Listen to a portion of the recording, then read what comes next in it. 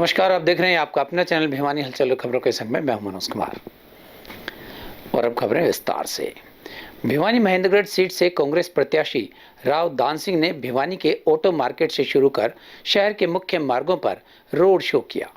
इस अवसर पर मीडिया से बातचीत करते हुए उन्होंने कहा कि बेरोजगारी, एमएसपी और महंगाई मुख्य चुनावी मुद्दे हैं। युवा, किसान और आम आदमी भाजपा सरकार से दुखी हैं। इससे पूर्व उन्होंने गांव पूर्णपुरा और नांगल का भी दौरा किया और ग्रामीण सभाओं को संबोधित किया। भिवानी महेंद्रगढ़ से कांग्रेस प्रत्याशी राव दान सिंह ने अपने चुनावी अभियान के तहत भिवानी शहर में रोड शो किया। इस दौरान उन्होंने कहा कि भाजपा सरकार हर क्षेत्र में फेल हुई है। कांग्रेस सरकार बनने पर अग्निवीर योजना को सबसे पहले समाप्त किया जाएगा। राव दान सिंह ने कहा कि सरकार बनने पर अनेक कार्य किए जाएंगे और आज देश में लाखों करोड़ों युवा बेरोजगार घूम रहे हैं। वहीं उन्होंने कहा कि भाजपा शासन में महंगाई और बेरोजगारी बढ़ी है तथा किसानों को एमएसपी नहीं दिया जा रहा है। समाज का हर वर्ग भाजपा सरकार से दुखी है। उन्होंने कहा कि इस चुनाव में युवा परिवर्तन करेगा। इससे पूर्व उन्होंने नांगल और पूर्णपुरा गांव में चुनावी सभाओं को संबोधित किया। बड़ा जबरदस्त समर्थन मिल रहा है, बड़ा उत्साह नौजवानों के अंदर विशेष तौर पर देखा गया है और वो उन्होंने तय कर लिया है कि भाजपा ने जो हमारे साथ निराशाजनक कार्य किए हैं कि फौज को भी उन्होंने एक टेम्परेरी जॉब के तौर पे अग्निवीर योजना के तहत लिया है, उससे बहुत जबरदस्त जो है ना मायूसी नौजवानों के अंदर आई है और वो उस बात के लिए सरकार का विरोध में है और वो चाहते हैं कि कांग्रेस ने तय कर दिया कि हमारा राज आते ही अग्निवीर को खत्म करके रेगुलर जो भर्ती है उसी तरह से हम चलाएंगे। इस बात का बड़ा उत्साह है। सबसे बड़ा मुद्दा बेरोजगारी, दूसरा बड़ा मुद्दा है महंगाई और तीसरा बड़ा मुद्दा है हमारे जो एमएसपी। ये तीनों मुद्दे तो बिल्कुल एकदम ऐसे हैं जिनको आम आदमी को प्रभावित करते हैं और उसके बाद जो जो कल्याणकारी योजनाएं होंगी हमने अपने घोषणा पत्र में दे दी हैं, प्रदेश और देश के अंदर उनको लागू करेंगे। लोगों ने वो घोषणा पत्र पढ़ा है और उस पर बड़ी संतोषजनक उन्होंने प्रतिक्रिया दी है कि वाकई में बहुत बढ़िया घोषणा पत्र कांग्रेस पार्टी ने बनाया है। साहब वो तो साथी थी, पार्टी में है, वो गुटबाजी वैसे कह देते हैं, ये भाजपा का प्रोपगंडा है गुटबाजी। कांग्रेस पार्टी अनुशासित है, इसके अंदर कोई गुटबाजी नहीं। हमारा नेता एक है, गुटबाजी का प्रश्न ही नहीं कोई। ठीक है, देखिए 5 गांव का दौरा किया है जिनमें कोट उमरा और ये थे नांगल। अब हमारा रोड शो शुरू होगा और ये शहर के जो मुख्य मार्गों से होते हुए अलग अलग पॉइंट्स हमने बनाए हुए हैं जहाँ लोगों के अपने अपनी जगह है, वहाँ पर एकत्रित होकर अपनी भावना व्यक्त करेंगे और लोगों का समर्थन और साथ अपनी अपनी तरफ से लोग देंगे। इसलिए मैं समझता हूँ कि बहुत जबरदस्त उत्साह लोगों के बीच है।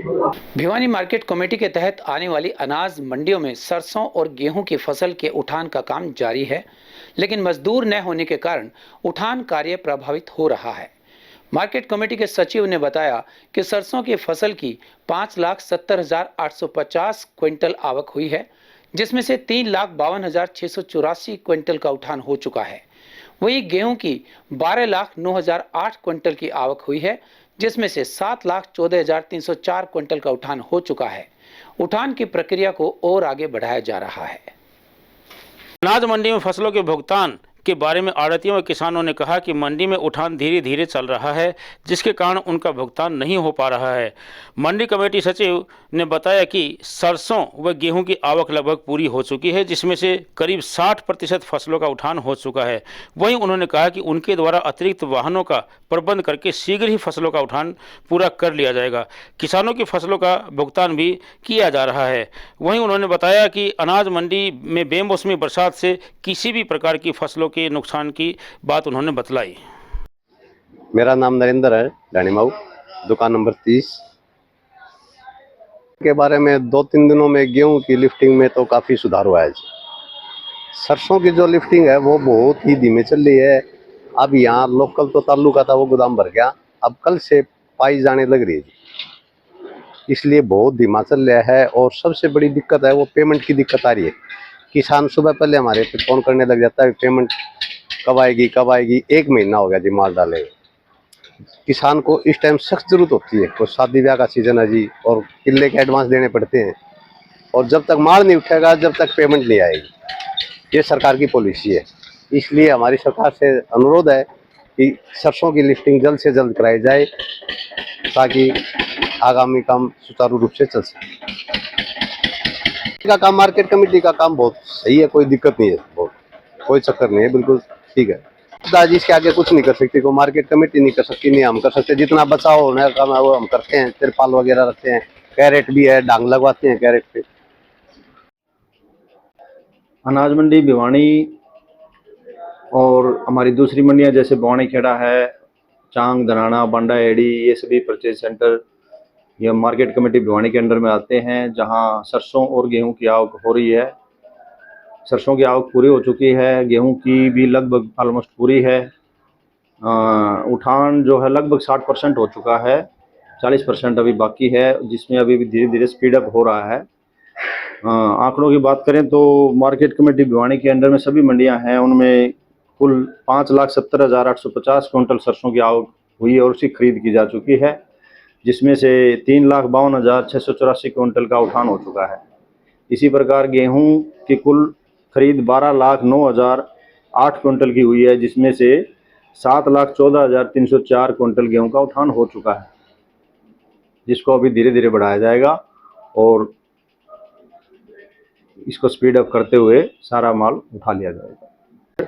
कुछ सरसों की आवक भी अधिक है और उसका जो टाइम पीरियड है वो भी काफ़ी कम रहा है, तो इसलिए जो एस्टिमेट लगाए गए थे उससे ज़्यादा अराइवल हो चुकी है।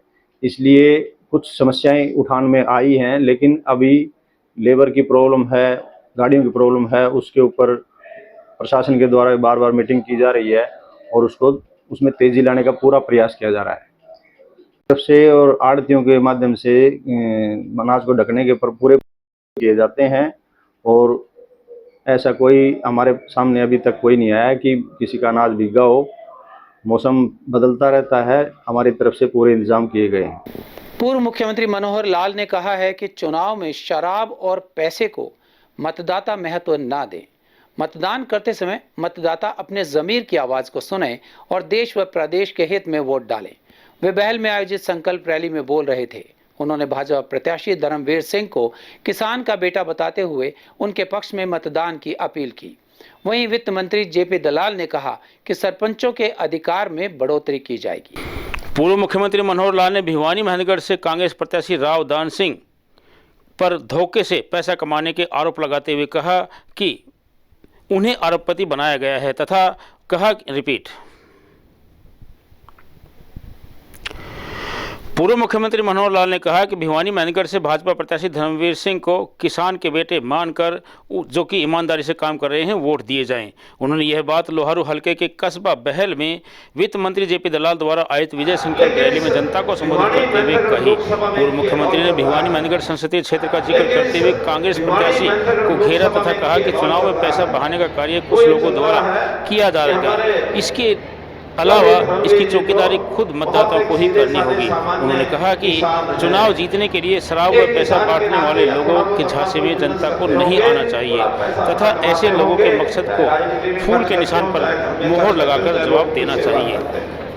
वहीं वित्त मंत्री जेपी दलाल ने कहा कि मतदाता अधिक से अधिक मतों का भाजपा प्रत्याशी को देकर विजयी बनाए तथा तभी मजबूती से काम कर पाएंगे। उन्होंने कहा कि वर्तमान राज्य सरकार ने हर क्षेत्र में विकास कार्य करवाए हैं। जल्द ही पंचायतों व सरपंचों को चुनाव के बाद और अधिक अधिकार दिए जाएंगे ताकि लोकल बॉडी व पंचायतों के माध्यम से तेजी से विकास कार्य किए जा सके।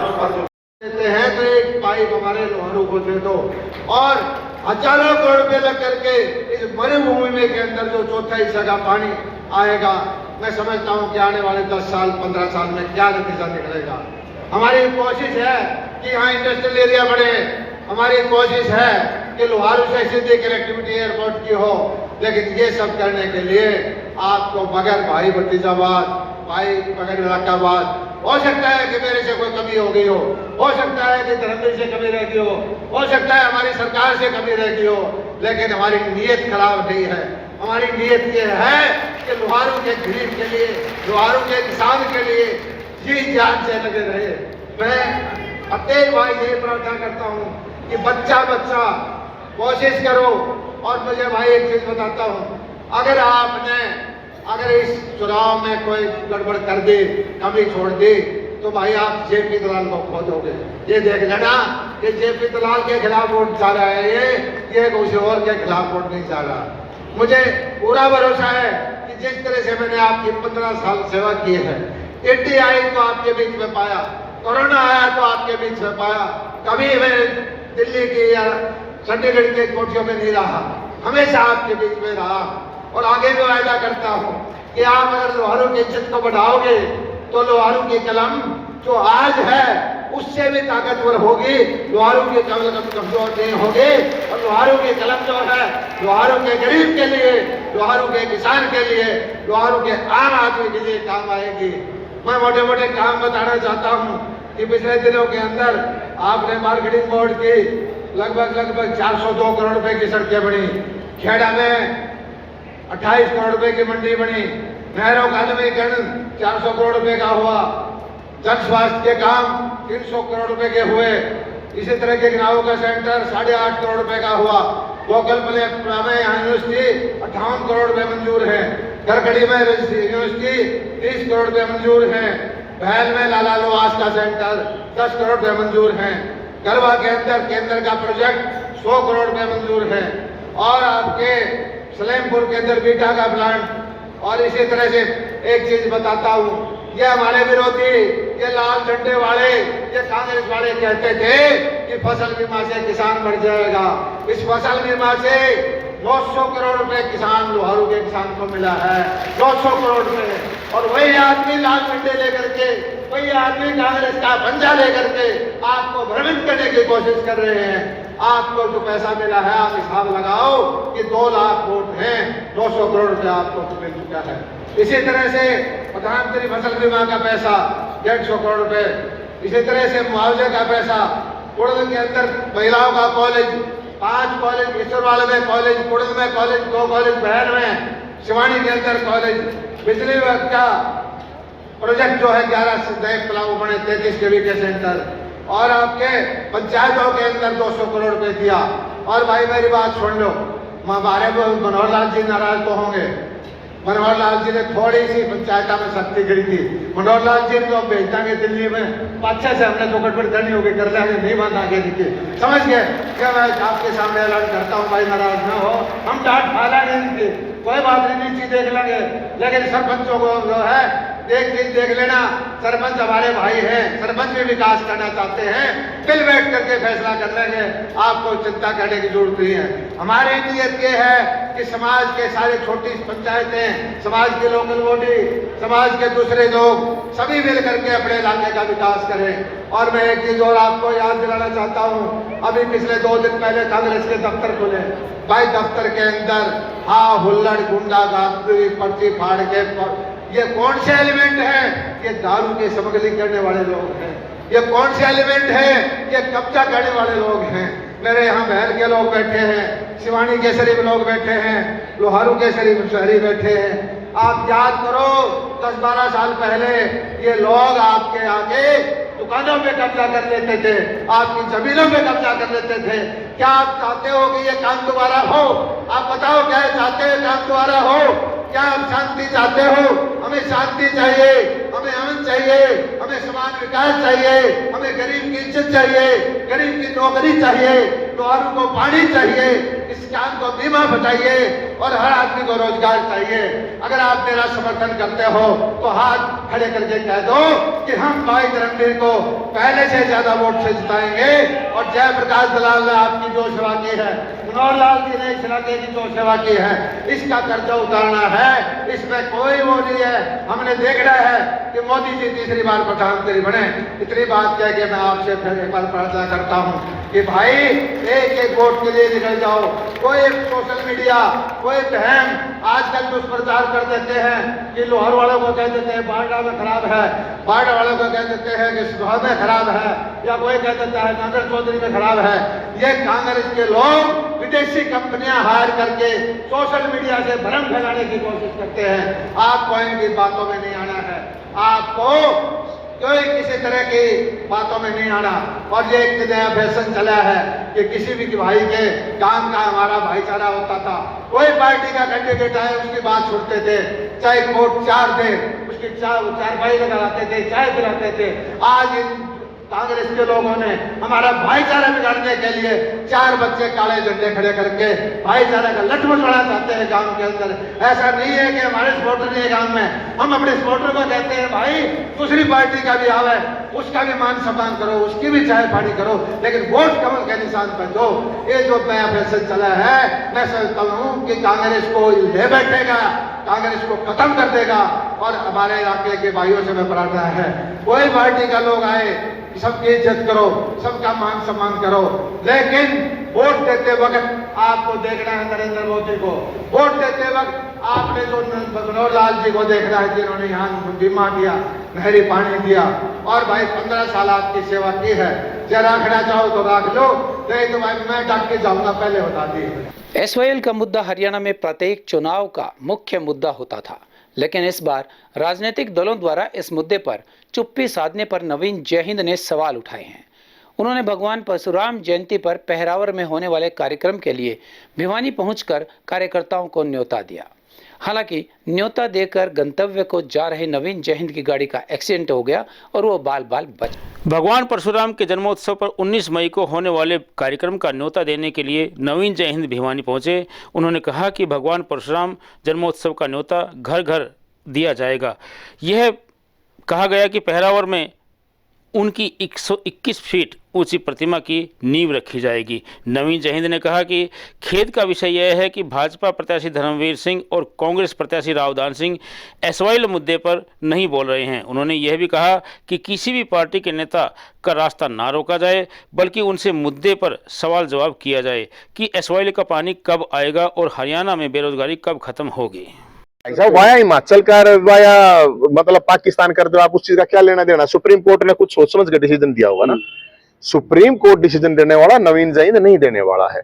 मारे लिखा वाया चांद भेज दो, पानी दे दो, हमने जो हमारा पानी का है। मुद्दा तो सिर्फ इलेक्शन में हावी होता है, उससे पहले मैं तो इलेक्शन तक आए हैं, मैं तो इलेक्शन तक आए भाई साहब। कोई भी नहीं उठाता, ना कोई राजनीतिक पार्टी। आपने राजनीतिक पार्टियां मैं क्या करूं भाई साहब, ना उठाऊं। मैं तो इलेक्शन भी नहीं लड़ रहा, मैं थोड़ी होता कुछ अठा रहे होता कौन ठावे नू इलेक्शन में ठावे, कौन बोल रहा बताओ, ठाया किसी ने नहीं ठाया। मैं तो इलेक्शन भी नहीं लड़ रहा। अगर मैं इलेक्शन लड़ रहा हूँ, मैंने लोग वोट देंगे इस मुद्दे ने ठानता ही, मैंने कौन देगा वोट, मैंने तो वोट लेनी नहीं। मैं तो लोगों से कह रहा हूँ, चाहे कोई किसी भी दल का नेता हो, कार्यकर्ता, उसको आवाज उठानी चाहिए और लोगों को भी ये सवाल पूछना चाहिए। मेरा तो अपना मानना है यो, अगर आप अपने इलाके में जाओ तो वहां पूछो, लोगों एसवाईएल पे पूछो, नशे पे पूछो, बेरोजगारी पूछो, आपके लोकल इशू है उनके ऊपर पूछो। अगर नहीं पूछोगे तो आप गुलाम हो और की हो, इस तब फालतू तो कुछ नहीं हो। आने वाले हमारा तो गैर राजनीतिक प्रोग्राम है। भगवान परशुराम के चेले, भोलेनाथ के चेले, हनुमान जी के, श्याम बाबा जी के सारे चेले इकट्ठे होंगे और जो योद्धा हैं वो इकट्ठे होंगे। कोई पौए आड़े कोई उस आड़े है नहीं। अरे एक मैं अपील और कहूंगा कि आजकल नकली दारू पिलाई जा रही है रैलियों में लाने के लिए, और चीजें दारू तो बच कर रहो, क्योंकि 200 रुपए की दारू 2000 की बोतल में डाल के दी जा रही है। तो जहरीली भी है, वो नकली भी है। तो नेताओं से या ये जो रैलियां में फंक्शन में लेके आओ हैं लोग, उनसे घी दूध नगद ले लो, ये मत लो, जहर मत पियो, इससे मरोगे, कोई फायदा नहीं है। और आपसी भाईचारा खराब मत करो नेताओं के चक्कर में। नेता तो 2 4 5 साल बाद से फिर उल्टा सुल्टा अपनी पार्टी अदली बदली कर लेंगे। तुम क्या करोगे? तुम जेल में जाओगे, केस लगा, कोई वकील नहीं करेगा नेता तुम्हारा, कोई जेल में मिलने नहीं नेता होगा थारा, कोई प्याज टमाटर नहीं देगा जाएगा भाई साहब। तो भाईचारा बनाकर रखो, भाईचारे तो बड़ी राजनीति नहीं है, मेरा तो ये मानना। और अब एक खबर चलते चलते, हरियाणा में लोकसभा चुनाव का पहला चरण नामांकन कार्य पूरा होने के साथ साथ संपन्न हो गया। प्रदेश की 10 लोकसभा सीट्स के लिए 297 प्रत्याशियों ने 370 नामांकन पत्र दाखिल किए हैं। सबसे अधिक 49 नामांकन पत्र गुरुग्राम और कुरुक्षेत्र में दाखिल किए गए हैं, तो सबसे कम 27 नामांकन पत्र अंबाला में भरे गए हैं। नामांकन वापस लेने की अंतिम तिथि 9 मई है। मतदान 25 मई को होगा और परिणाम 4 जून को घोषित होंगे। हमारे आज के अंक में बस इतना ही। अगले अंक के लिए देखते रहिएगा आपका अपना चैनल भिवानी हलचल।